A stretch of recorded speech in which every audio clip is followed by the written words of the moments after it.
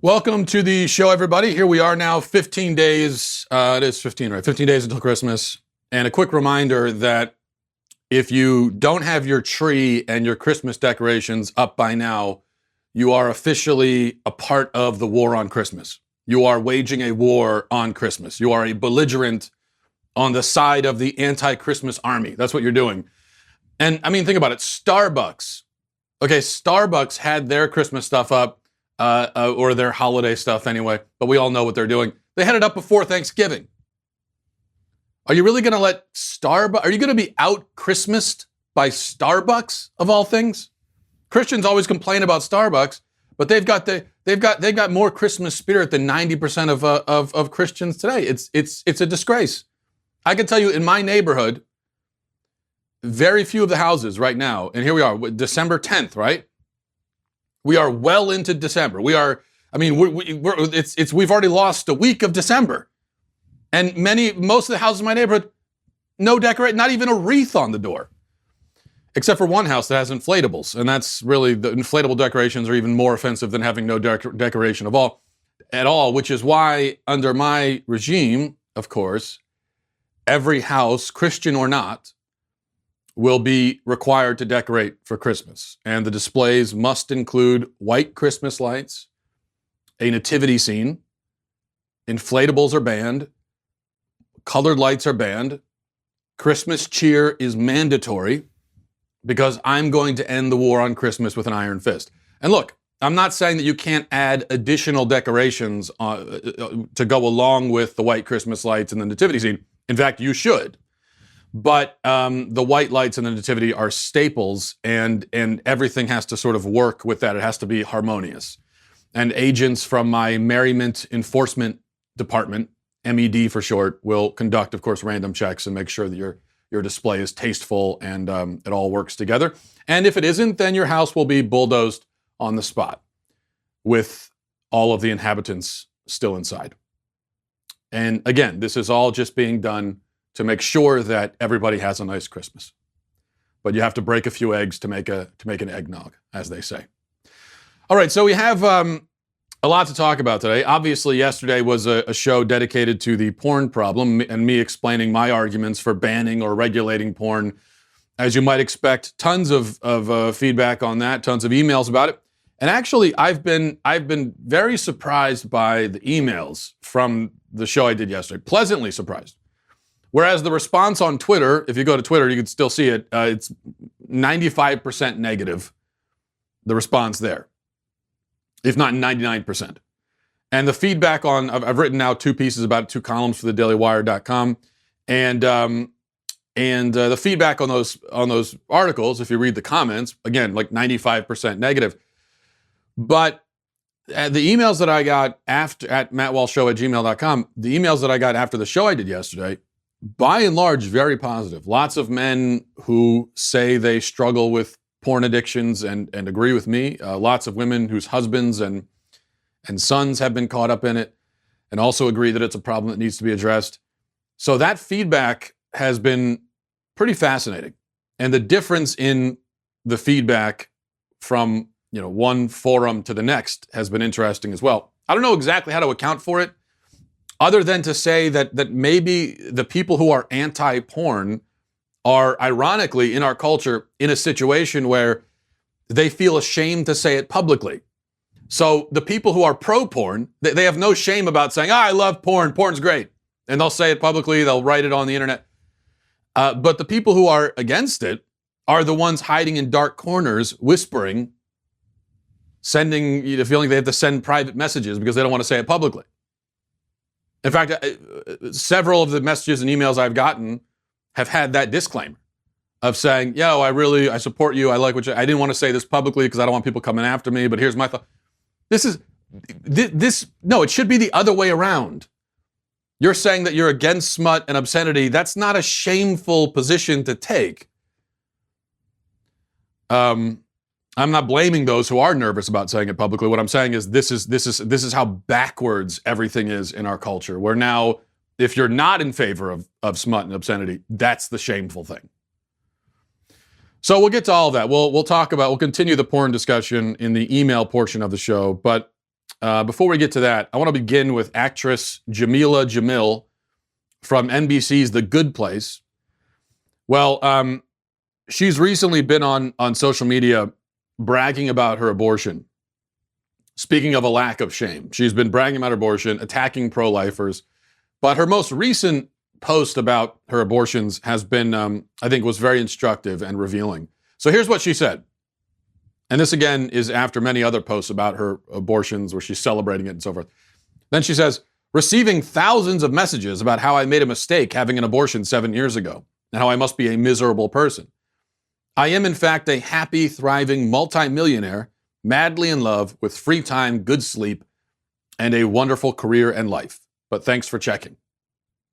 Then when she was asked about babies who have a heartbeat and are viable outside the womb, asked, well, what about them? Would you say at least they should be spared? She said, if it's at the cost of a woman/little girl/rape or incest victim/disabled person who doesn't want to put their life and body through hell for a baby they don't want and can't take care of, yep, every time. The choice is the landlord's, not the tenant nor the neighbor's. And at another point, she went into the whole familiar shtick about, oh, pro-lifers are only pro-birth. You don't care about babies after they're born. Okay, now, a few things here going through these. First of all, as for the pro-birth shtick, well, I don't even think I need to spend time on it. This is the laziest argument from pro-abortion. And they make a lot of lazy arguments, but this is the laziest possible argument. First of all, is there anything wrong with being pro-birth? Of course, yes, I am pro-birth. I am in favor of babies who are conceived being born. I think if a baby's conceived and is not born, whether because of being murdered by a human or a miscarriage, I think that's a terrible thing. I am very much in favor of every conceived child being born. So yes, pro-birth. I wear that label proudly. But of course, there are many other problems here. One being that the people who say that pro-lifers don't care about babies after they're born, they have no evidence, no statistics at all. Okay, it's not like they have statistics proving that pro-lifers are less likely to adopt, less likely to give to charity, less likely to volunteer their time. They don't have that. In fact, if they looked, I can guarantee you they'll find the opposite. Many pro-lifers adopt children. Many pro-lifers are very charitable, donate to the poor, help the sick and the needy. Is a very common thing among pro-lifers. And of course it is. Because if you're a pro-lifer, you're already spending a lot of your time defending people who cannot speak for themselves. So that's going to come from a place of compassion. This is the problem the pro-abortion people have. They really desperately want to believe that pro-lifers are pro-life because of some selfish, self-serving desire. But how is it selfish and self-serving for someone to say that I don't think you should kill babies? I don't benefit from that. When I sit here and say you shouldn't kill babies, I don't benefit at all. If I advocate for pro-life legislation, I don't benefit from it. It's not like I'm saying it for my sake. I'm already born. Now, I'm not saying that I sacrifice a lot either by advocating for this. I don't think I do, but it's not self-serving. The pro-abortion case is self-serving, and they know it. Because what they're saying is, no, if I conceive a child, I want to have the ability to kill it because, if it doesn't, because I'm more concerned about my lifestyle. So they have the self-serving and selfish perspective. They know it. And so they're trying to find some way to make us into the selfish ones. And it's just absurd. It doesn't work. So this claim, pro-birth, not pro-life, there's no evidence for that. No statistics, none at all, zero. And it makes no difference anyway. If somebody says, hey, we shouldn't murder homeless people. I'm against murdering the homeless. Would we say to that person, well, that opinion doesn't count if you're not, volunteering at a soup kitchen? So unless I volunteer at a soup kitchen, I can't say don't kill homeless people? Is it not just morally correct that it's wrong to kill homeless people? Isn't that a morally correct statement, regardless of how I spend my time? Regardless of how charitable I personally am. And yes, I should be a charitable person. But even if I'm not, even if I'm a selfish SOB, I'm still correct that you shouldn't kill the homeless. And you have done nothing to disprove my anti-killing the homeless position by accusing me arbitrarily and without evidence, by the way, of being a selfish, hypocritical, uncharitable person. All right. I thought her thing about the landlord and tenant was very interesting, putting aside that it's a totally deranged way of looking at the relationship between mother and child. And this is another thing that pro-abortion people are desperately trying to find some analogy, because they realize that the analogy of having a child is like having a parasite or tapeworms, or it's like having cancer. They realize how cruel and just unfeeling and everything that comparison sounds, and dehumanizing. So they're trying to find some other comparison, and this is what she comes up with. It's like landlord and tenant. Well, this is interesting because I can pretty much guarantee you that this person, Jamil, doesn't actually believe that real, actual landlords can evict their real tenants for any reason they see fit. So she certainly doesn't believe that that landlords can kill their tenants, which is what, now she's saying that it's like a landlord-tenant relationship. And so that allows the landlord to kill the tenant in this case. But in a situation where I'm a landlord and I own a house and I've rented it out as apartments, I'm pretty sure she's going to tell me that if I get tired of one of the tenants in the tenant living in apartment 1B, I'm pretty sure she doesn't think I can just walk in there and kill him. But not only that, I am very sure that she would also say, given that she's a member of the progressive left, she would also say, I don't have the right to evict him for any reason I see fit. So, for example, I can't, if he's a homosexual, she's going to say, I can't evict him for that. Transgender, I can't evict him for that. So she uses the landlord-tenant analogy to justify a mother killing a child, when in fact, she believes that landlords have very little authority or power over their tenants. And in fact, she believes that tenants may have a right to remain in their landlord's property against the landlord's will. That's her belief. So her analogy that she uses destroys her own case. Because there are times when, you have a tenant in a building. There are times when the tenant may have the right to continue living there on the landlord's property against the landlord's will. In fact, I would even agree with that in some circumstances, because this is a contractual arrangement. And the point is that the landlord can't just tear up the contract at any moment. He has to honor it. Well, I think you could also argue, if we're taking her analogy here, okay, well, the tenant in the mother's womb, number one, didn't choose to move in there. That tenant was put there by the landlord in this case, which is the mother and the father. Okay, they're the ones who put that child in that apartment. It wasn't a choice made by the tenant in this case. And I would say that now we have a contractual arrangement here. You have put that tenant there, and now that tenant gets to be there through 3 trimesters of pregnancy. And then we have the stuff about how happy and wonderful life is, how rich she is, and so on. Good rule of thumb here: if someone is publicly insisting that they're happy, they aren't happy. And the problem is that all the things she mentions that are comforts, luxuries, okay, these things don't bring joy. It's nice to have money, but nobody finds joy in money, which is why, infamously, rich celebrities are often depressed, miserable, drug addicted, self-destructive, Having a lot of free time, being able to sleep in.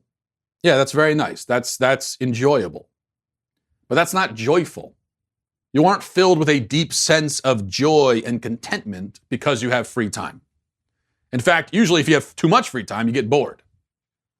And sleeping in, I mean, the irony is that only parents who rarely sleep in can actually take joy in sleeping in.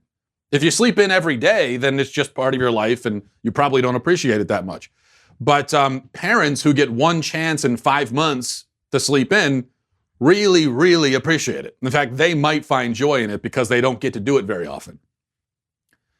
The other thing is that most of what she mentioned, aside from sleeping in and free stuff, but in free time, the other thing she mentioned, money, career, and so forth, you can have that with kids.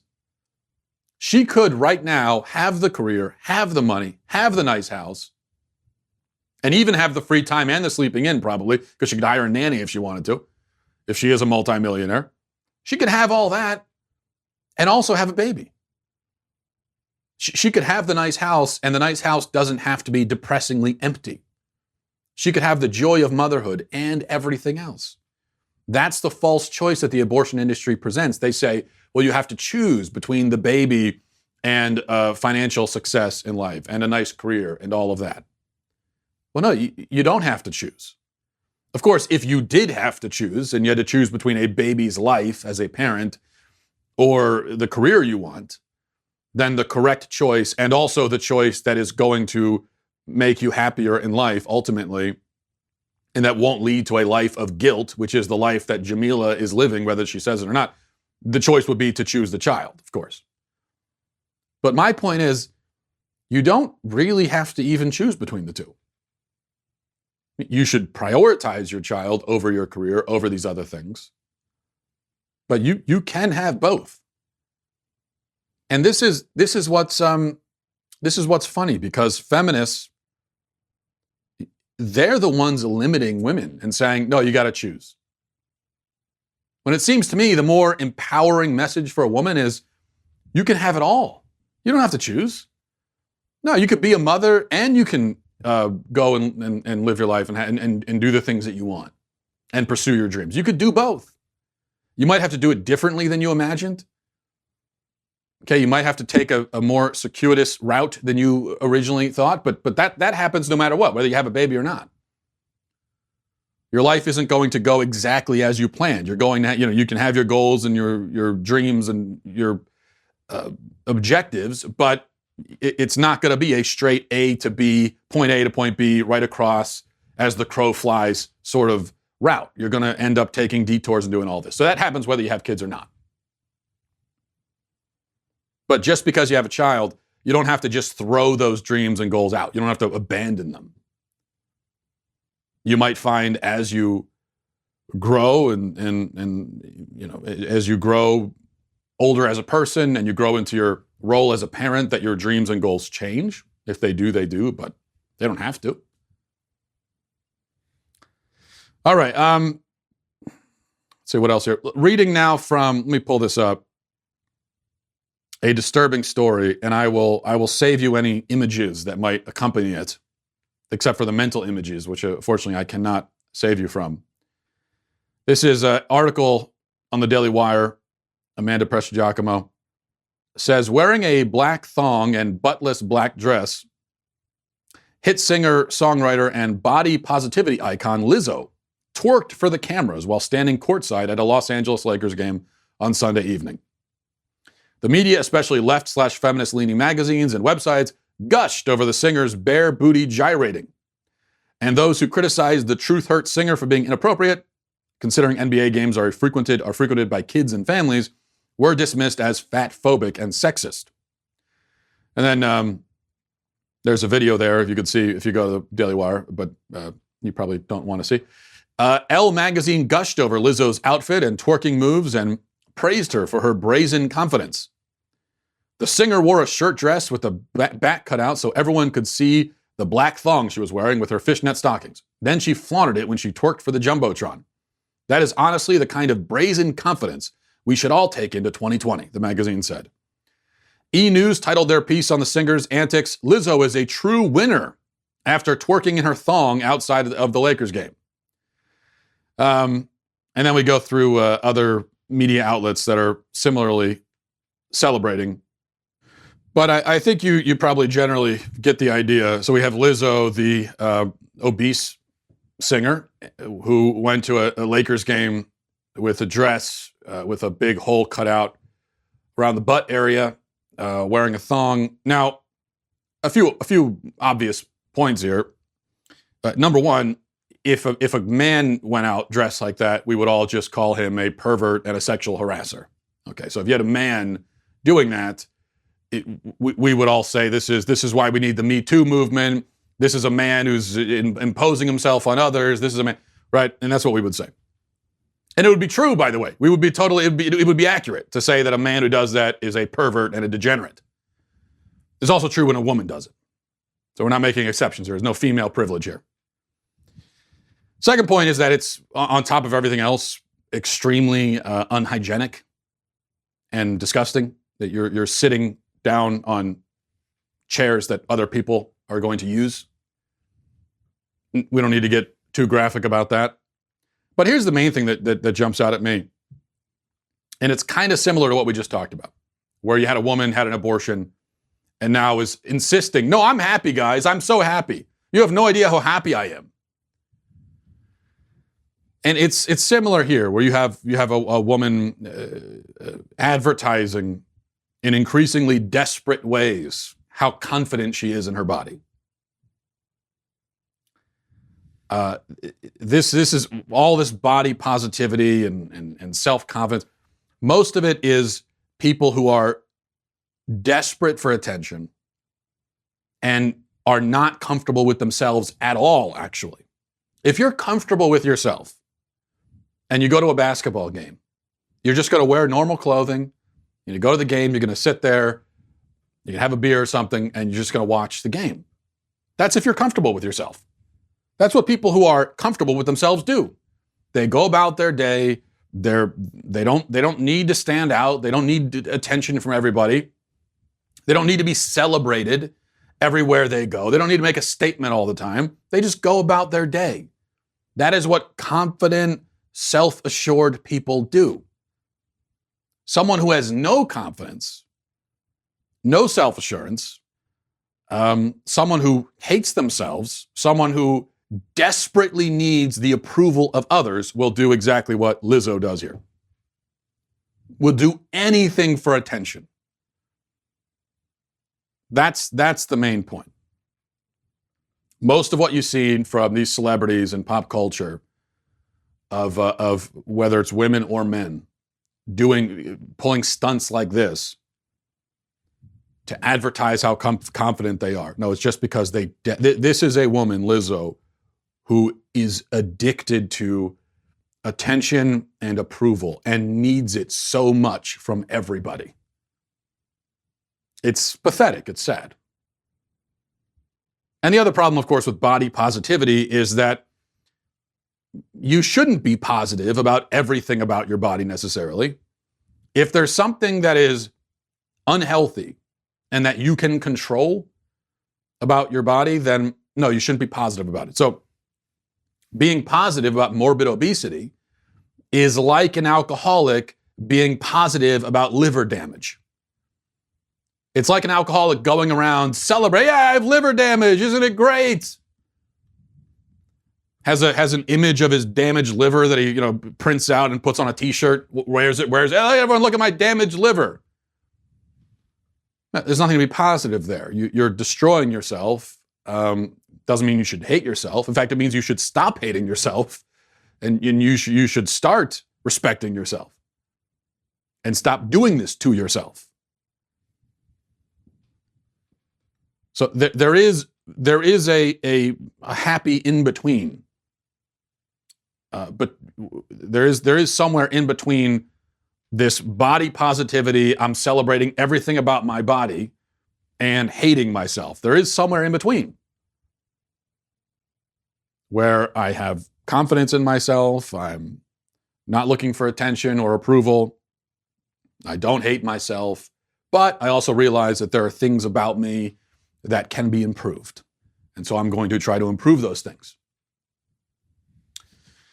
All right, let's now get right to emails because there's a bunch of them.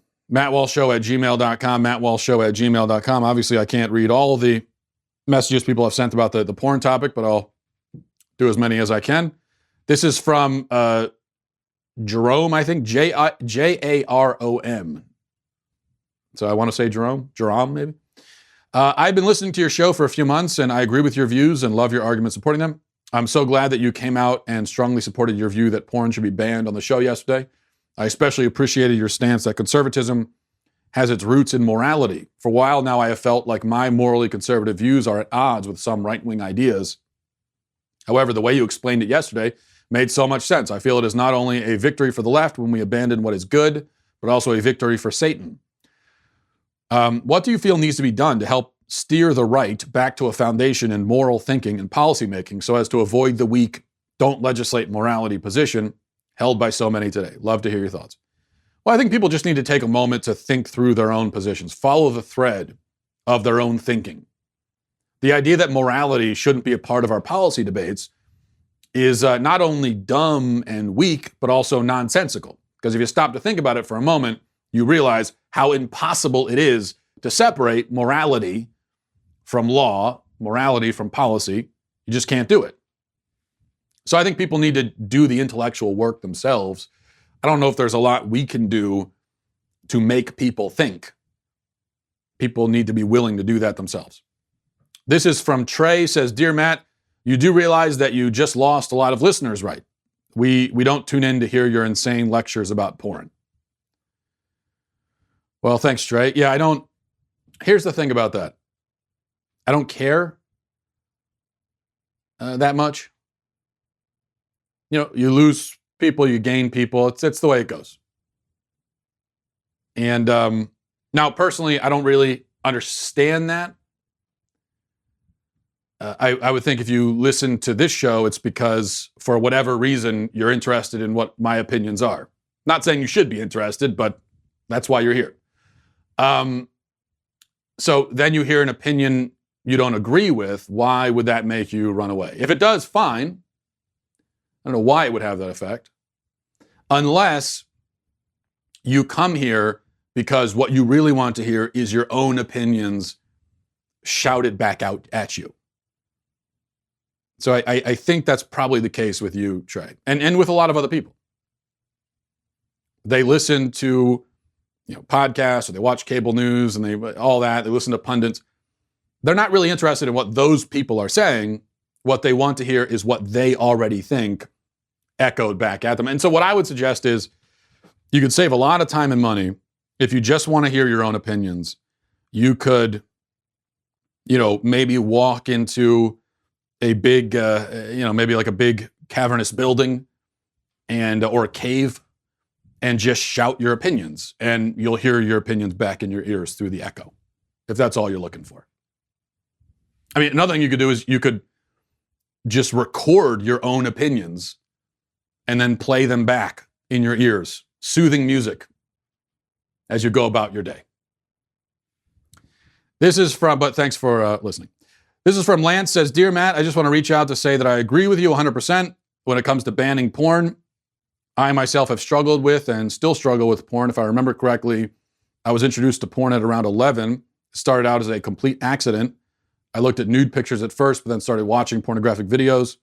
It's something that I wish I never had access to and something I wish never existed. And I'm ashamed to be addicted to it.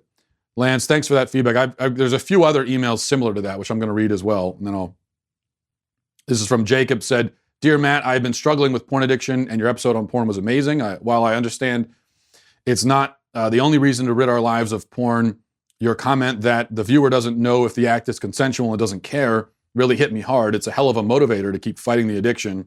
You are right, porn does ruin lives. I was so desensitized, I struggled to have intimate moments with my wife. I'm now divorced. I was exposed to porn at a very young age. Though this was pre-internet, it became a lot easier to gain access to it with the internet.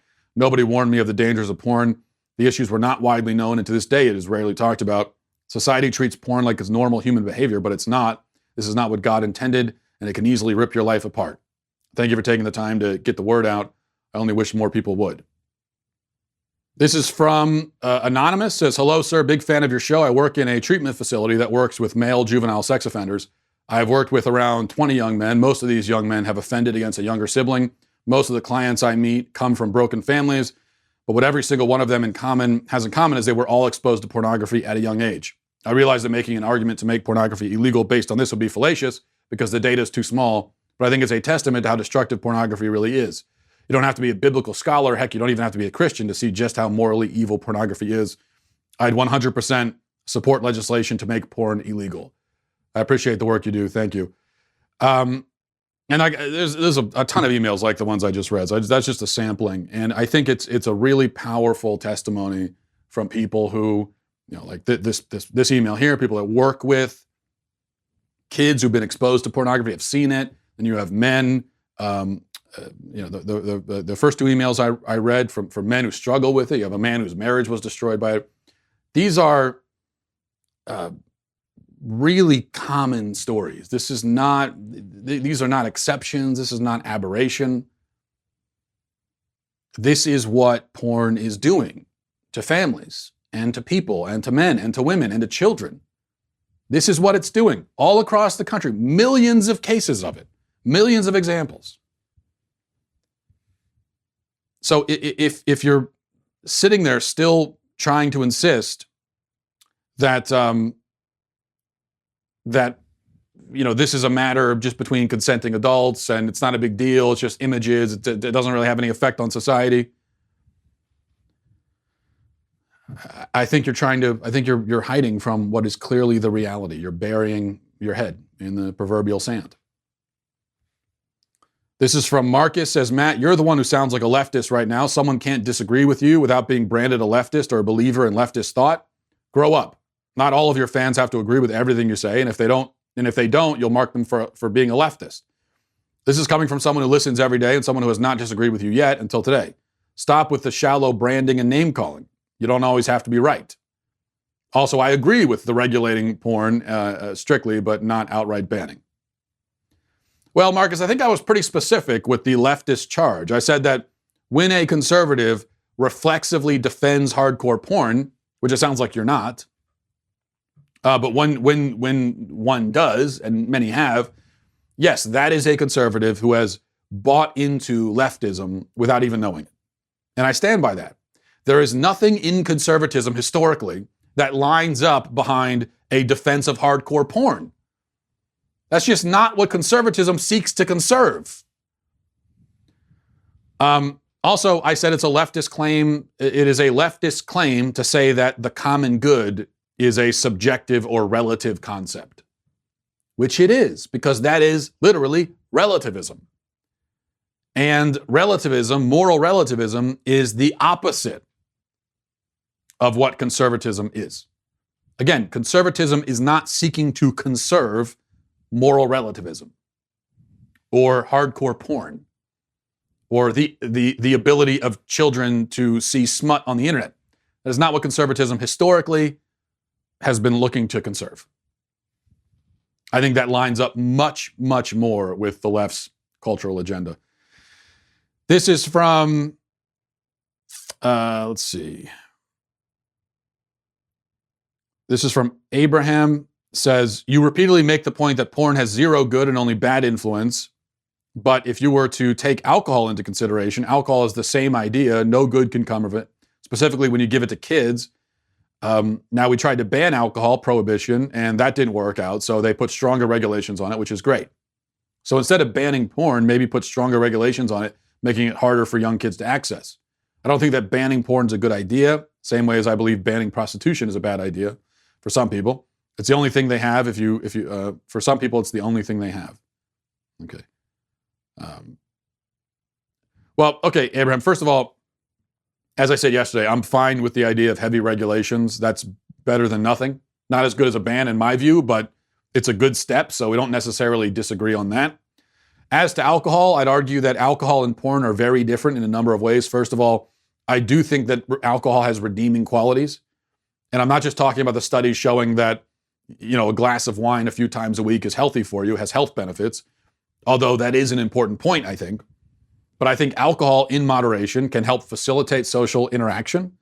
It has the effect of de-stressing people a little bit, loosening them up a bit, which can help with social interaction, again, in moderation. In fact, this is a true story. I went to a doctor a few years ago because I have chronic jaw pain, which, by the way, I am a victim for that. So I do get a place somewhere on the victim hierarchy for my chronic jaw pain, just so you know. Keep that in mind the next time anyone wants to criticize me or insult me. You're insulting a man with chronic jaw pain. You don't know my struggle. So anyway, I went to the doctor for that, and I was told that there's really no medicine they could prescribe, but what the doctor essentially suggested, is that she said, well, why don't you have a drink when you get home at night? And it helps. Now, I'm not trying to claim that I drink primarily medicinally, although I could make that claim, but I don't. I would probably have the drink anyway. But the point is, there are, I think, some benefits to having a drink. Now, again, in moderation. Obviously, if you go overboard and you're getting drunk, then now you're an alcoholic and you're destroying yourself, and there are all kinds of problems there, which we're all familiar with. Now, porn, you could try to argue that it relieves stress, I suppose. I'm sure that there are people that are going to argue that now. But actually, ultimately, it doesn't. People who watch porn are more depressed on average, as studies have shown. So porn creates more stress than it relieves. And whereas alcohol, having a beer with a friend, you sit down with some friends at a bar or something, you have a beer, nobody's getting drunk, there's no downside. Nothing bad's happening, and you're having a discussion, you're enjoying yourself. It could facilitate a wholesome social environment. Porn does the opposite. Porn is isolating. It interferes with social interaction. It interferes with the sort of cohesiveness of society. In fact, I think it's one of the reasons fewer people date and get married these days, is because they're just looking at porn instead. And then also, alcohol is a physical product that can be locked away. It has to be bought in a store. You need an ID. There are all kinds of precautions that can be taken.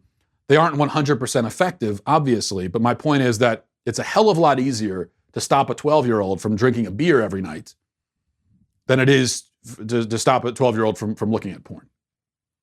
And finally, moderate exposure to alcohol, even for a minor, really has no effect. So whereas moderate exposure to porn can be traumatizing, so compare an 11-year-old who sneaks a swig of his dad's beer to an 11-year-old who sneaks a peek at hardcore porn. Does anyone think that they're going to be equally damaged? The 11-year-old who snuck a swig of the beer, which in fact I did that when I was around that age, I wasn't damaged by it at all. In fact, I hated it. I thought it was disgusting, and I didn't want to touch beer again for a while because of how gross it was. No ill effect. It didn't do anything to my body with just that small, tiny little bit of alcohol. And that's it. Wasn't traumatized by it. It's not something I'm going to be telling my therapist about. Whereas, and in fact, you've already heard some of these emails. Just that one brief exposure to hardcore porn for a child can have a lasting effect that they'll remember for the rest of their life. So I just think that these two things are entirely different. This is from Luke, says, Matt, you said in Monday's episode that government exists for the good of society. While I agree, how would you refute the point that free healthcare in college would also be good for society, therefore we should legislate it? Well, I would say that it's not good for society. See, this is my point. When the left makes an argument and says we should do this for the common good, for the good of society, because it's morally right, I think our answer should be, no, it's not good. It's not morally right, and here's why. Our answer should not be, and this is unfortunately how conservatives often answer. What conservatives will often do is they'll say, well, who cares if it's the right thing to do? It's too expensive. At least that's how the argument comes across often. So we come across like these utilitarian, unfeeling Scrooges who say, who cares if people are starving to death? It's all about the money, the bottom line. That's the way it comes across. No, I think, you see, the moral arguments, the arguments from what is good and what is right, those are far more powerful, far more effective, far more important. It's more important to do the right thing morally than it is to do the thing that's going to be the most financially advantageous. So we should be engaging on that level. And so my response is, for example, the tuition forgiveness. My answer is not, oh yeah, that'd be great for society, but I don't think we should do it because I don't want you taking my money, you leeches. No, my answer is it'd be horrible for society. My answer is it's morally wrong. You're taking money from other people. Many of them are not rich and can't afford it. You're taking money from them, giving it to someone else. Now, all these people that made financial sacrifices to pay off their loans, now you're going to take money from them to pay off the loans of people who haven't made those sacrifices? That is morally wrong because these people are victims now. You're taking money from them. It's theft. So that's my answer. And I think that that's going to be a more effective approach. And also, again, it gets down more to the heart of the matter. This is from Mike, says, Matt, it's not true that all laws are created to stop evil or immoral acts. Some examples: 2 or more only in the carpool lane. It's illegal to start your car and let it warm up in your driveway without being in it. You must have a garbage bag in your car. You must register your vehicle. You must pay an exorbitant tax in order to keep your home or your vehicle. These are just a few laws that have nothing to do with morality or the safety of others. There are dozens more. Now, Mike, remember I said that all laws have a moral basis, but they can be incorrect. Obviously, there have been many immoral laws. Slavery was legal, and that was an immoral law. But the people who instituted those laws protecting slavery would have claimed that it was moral and that it was ultimately helping society. It was the right thing to do. It was for the common good. That's what they would have claimed. They were hideously wrong, obviously, and I don't think they really even believed what they were saying. But the point is that the pro-slavery law ultimately did make a moral claim, did claim to be moral, as all laws do, whether rightly or wrongly. The people who make laws can be wrong, often are, but laws by their nature are rooted in a moral conception. Good or bad conception, still a moral conception. So the laws you mentioned are definitely rooted in morality. 2 or more in the carpool lane. This is meant to make traffic more orderly, make things run smoother so people can get where they're going easier and safer. Why does that matter? Why do we care about keeping things safe and orderly on the highway? Because it's morally right. The thing about the garbage bag in the car, I've never heard of that before. I don't know where that's a law. I've just never heard that. I assume the reason for that law, I think it's a stupid, petty law if it exists. But presumably the reason is to stop people from littering. And so that is an attempt at a moral law. And then right down the line, taxes. Okay, there are way too many taxes. There are a lot of bad taxes. There are a lot of immoral taxes. But the people who institute taxes would say they're doing it for the common good, for the benefit of society. They might be lying, but that's the claim. So again, every time a law is passed, it is an attempt, supposedly, to do something moral for the good of society. What you would need to do is find an example of a law that, at bottom, is not attempting to do anything moral at all. A law that, when it comes down to it, has no moral implications whatsoever and is not intended to have moral implications. You would need to find an example of a law like that, and I don't think you can. Finally, this is from Jenna, says, hi, Matt, thank you for your episode on porn. You made a lot of great points, and I mostly agree with everything you say, and I agree that porn's a huge problem in society. My question is about hate speech. Couldn't all of your arguments about banning porn also be used to ban hate speech? So isn't there a slippery slope there?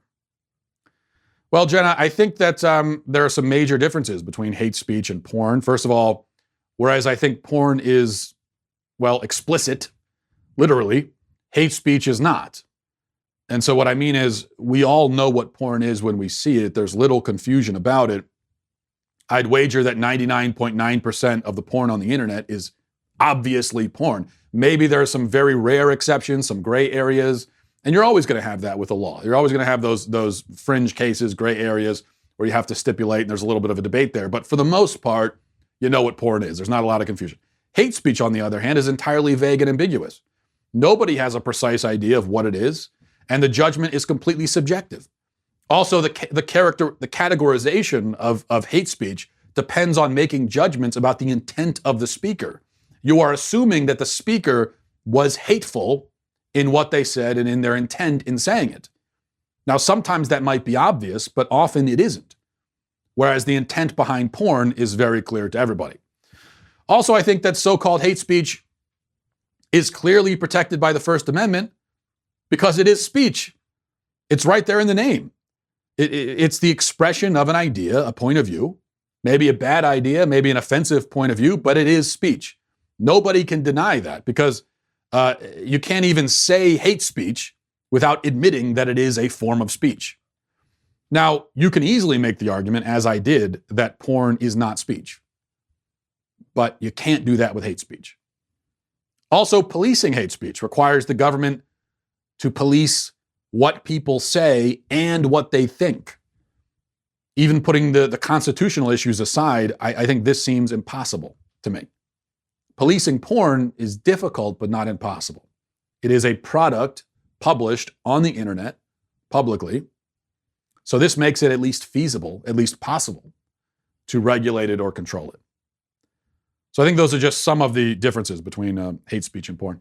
And then maybe we'll do one more. This is from Devin, says, I'd like to get a look at your internet history. It's always the guys like you who end up being into the freakiest porn. You're such a hypocrite. I can't believe I ever listened to your show. Well, Devin, if you looked at my internet history, you'd find that I spend way too much time reading analysis of the NFL game from the previous weekend. And it is actually kind of embarrassing because I spend a lot of time reading analyses of games that people played. I don't actually watch porn. And the fact that you apparently think it's impossible for a guy to not watch it says more about you than me. But this is also irrelevant. Because as you heard in these emails, plenty of guys watch it and yet agree that it's bad and should be banned or regulated or controlled. Are they hypocrites? No, I would say that they are admirably honest and courageous. Courageous to look honestly at what they're doing, see it for what it is, and speak out against it. I think speaking out against opposing your own behavior is not hypocrisy. So I find the testimony of an anti-porn man who watches porn to be extremely compelling. And I find it to be far more compelling than dudes who watch porn and want to defend it because they like it. That's really basic. That's easy. That's just self-serving and that's easy to figure out what's going on there. But someone who's coming out against their own interests, saying, yes, I enjoy doing this. Well, I maybe not enjoy it anymore, but I do it. And yet I think I should be stopped from doing it. Isn't that really powerful testimony? Shouldn't it make you stop and think, now, why would people who do this be against it? And besides, let's say that I am a hypocrite. So what? Would that make my arguments wrong? It's like we just talked about with the pro-life thing. Are arguments automatically wrong if they come from the mouth of a hypocrite? You see, this is the laziest move, what you're doing here. To impugn the motives of the person making the argument rather than to engage with the argument itself. That is lazy, cheap, stupid. It's like if a woman makes an argument against abortion, and then you find out that she had an abortion. Does that make her argument about abortion wrong? She's making claims. She's saying that the unborn child is a human. She's saying that it's a person. She's saying that it's morally wrong to kill people. These are claims about science. These are claims about morality. She's either right or she's wrong. And what she's done in her past and what she does in her private life is irrelevant to the truth or falsehood of those claims. And besides, it wouldn't even make her a hypocrite. It really makes her someone who has experienced this, has been down into that darkness, has seen it for what it is. And so that lends her argument more weight, not less. It makes her more credible, not less. Her perspective is more interesting. Just like the perspective of the men who watch porn but are against it. That is a more interesting perspective. And we can learn a lot more from it than we can from yours, for example. And final thing, this is just a pet peeve of me, but of mine, and I don't mean to be pedantic, but this is not even what hypocrisy is. Hypocrisy is not saying one thing and doing another. That's not hypocrisy. So if I say that it's wrong to tell a lie, yet I've told lies in my life, that doesn't make me a hypocrite.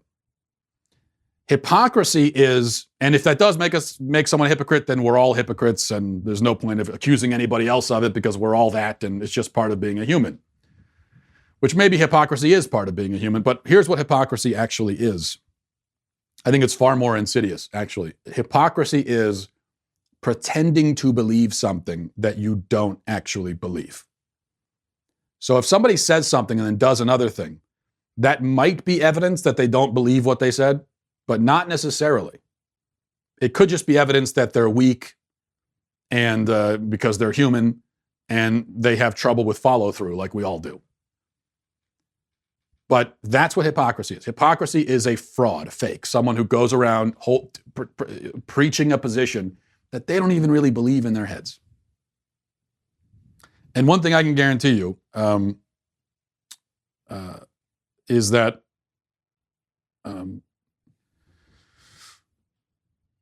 I don't take positions that I don't believe. So at the very least, if I'm saying something, it's because I believe it. I might be wrong. I might be an idiot. There's a lot of things you could say about me, but at the very least, you could be confident that what I'm saying, I do at least believe it. I might be the only one who believes it, depending on what it is, but at least I do. Otherwise, I wouldn't be saying it. All right, we'll leave it there. Thanks for the email, Devin, and thanks everybody else for tuning in. Godspeed.